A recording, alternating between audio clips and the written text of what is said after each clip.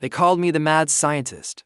But what is madness, really? Isn't it just genius that refuses to explain itself to a world that isn't ready to listen? My name is Nikola Tesla, and my story is one of lightning, dreams, and a world I tried to build, a world powered by invisible forces where energy belonged to everyone, not just the highest bidder. My life began in 1856, during a fierce lightning storm.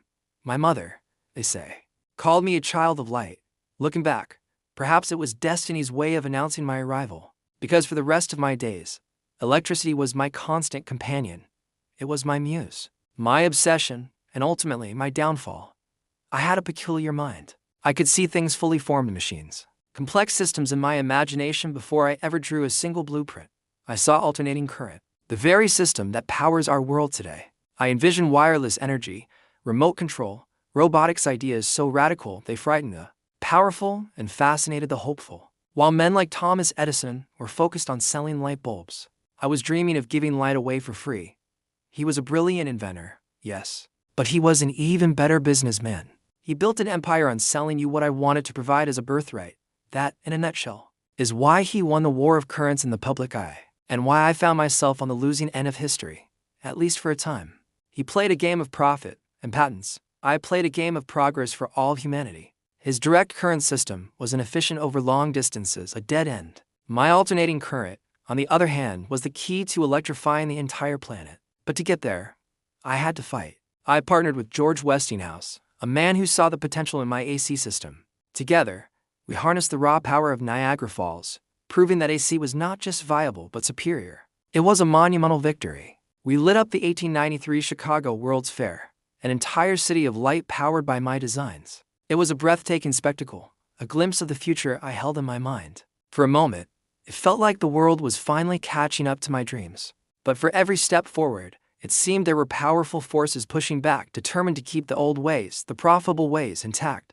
They laughed at me, laughed when I spoke of transmitting power through the very earth and air, without a single wire. They called it impossible, a fool's errand. But isn't the future always impossible, right up until the moment it becomes reality? Think about it, every great leap forward, from the first flight to the internet in your pocket, was once dismissed as fantasy. My dream was the grandest of all, a global wireless system. With the backing of the financier J.P. Morgan, I began construction on Long Island, the Wardenclyffe Tower. It wasn't just a tower, it was my masterpiece, the physical manifestation of my life's work.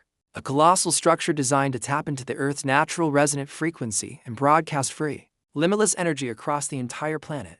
Imagine it, ships navigating the seas without fuel, homes lit without a bill, information transmitted instantly to any point on the globe. It was to be a new dawn for civilization. But the dream was too big, too radical. When J.P. Morgan realized I couldn't meter this energy, that he couldn't put a price on every spark he pulled his funding. The question wasn't, can you do it? But how can I profit from it? And when my answer was you can't, the money vanished. The other investors followed suit. The bankers, the industrialists, the very men I thought would champion progress. They called me insane.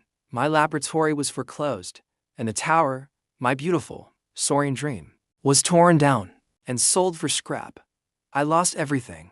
My work, my reputation, my financial stability, everything. But the visions, even in the face of ruin, I never stopped dreaming. I couldn't. Every night, my mind would race, filled with images of machines that could fly without wings or fuel, of drawing boundless energy from the thin air around us, of cities glowing with clean, gentle light. I saw a future that was harmonious, sustainable, and interconnected, a future that, even now, hasn't fully arrived. The world chose coal and oil, wires and profit margins, over the elegant, limitless system I offered.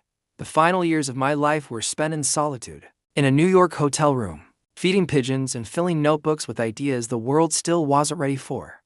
I died alone in 1943, a forgotten man in the very city I had helped to illuminate. My name was buried, my contributions often credited to others.